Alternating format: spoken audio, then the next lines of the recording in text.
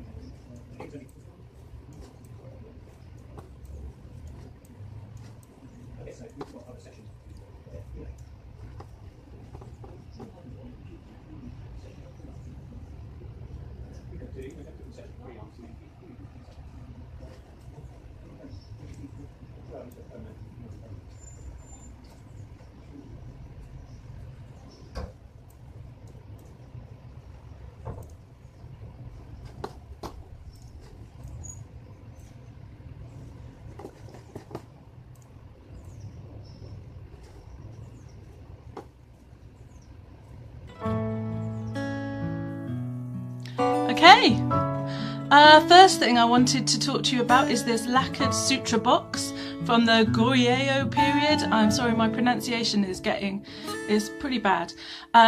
So they had these boxes since the Three Kingdom period, and it's a Buddhist sort of sutras box. You put them in there and you store it. This one's from 1200, for those who don't know when the Goryeo period was. So yeah, I liked this. I thought it was very pretty. Apparently it has little bits of a shell inlaid in it. Very nice to look at. Wooden, always like that material, and yeah, very beautiful.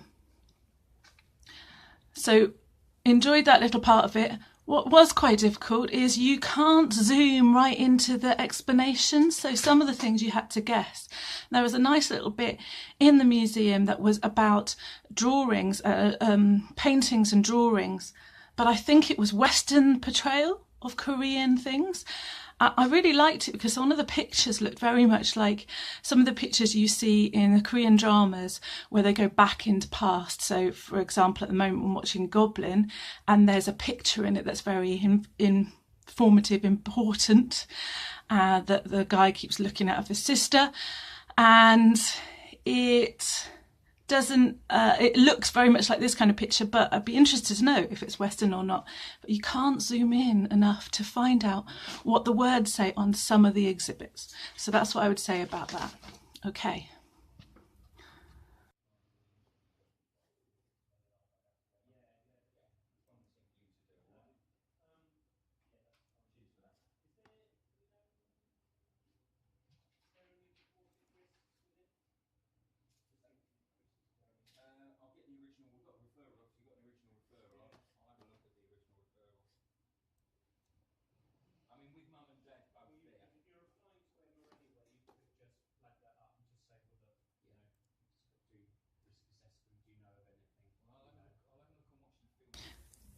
Do you like my new location today? I'm in the hallway. You get to see everywhere in my house. Okay, feeling rather pink looking, but it is hot. It's probably about 27 degrees outside, so there you go. Okay, the next item I want to show you is the beautiful costumes, and it's entitled The Women in the Chamber, and you can see some of the artifacts, historical costume and shoes and bags. Now if you have a look at the bags, there's some that are a little bit in the way of this kind of style, but with sort of red and whites and blues, yellows, embroidery on, really beautiful, worth having a look at to see. And I believe that's probably the historic sort of basis of some of these bags that we create now.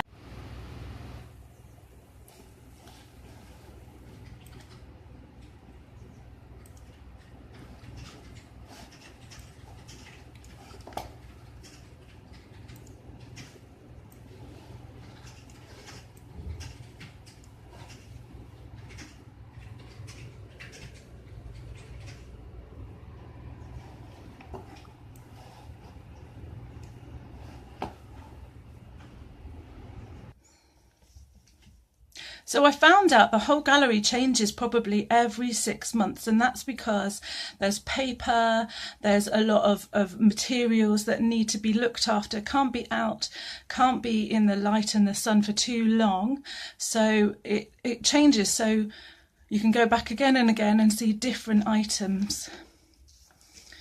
The whole gallery opened in 2000, and the next thing I want to show you is amazing exhibit that's there that people don't really necessarily know it's there. Oh, the next thing I want to show you is this exhibit that is there and has been created in the year 2000. Amazing. And it is a sarangbang, which is, I believe, a gentleman's room from the Chosun period, 1392 to 1910. And you can see inside there, there's beautiful calligraphy, there's beautiful paper, everything's low down on the floor. Apparently the heating was from the floor even way back then.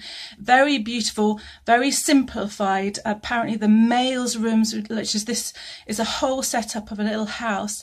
The male room is very simplified and the female room tends to be much more elaborate. So very beautiful, lots of wood, lots of paper, and the heated floor. So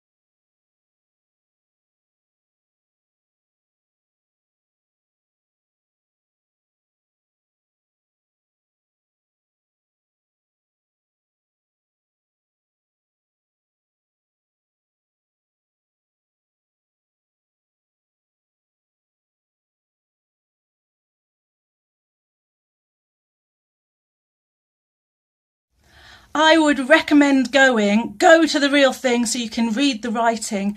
But if not, go online and have a good look. Have a look and see the beautiful items that are there. And then make sure you go back. If you can go in person, go back every few months. It will change. Worth going to visit, and some very beautiful items.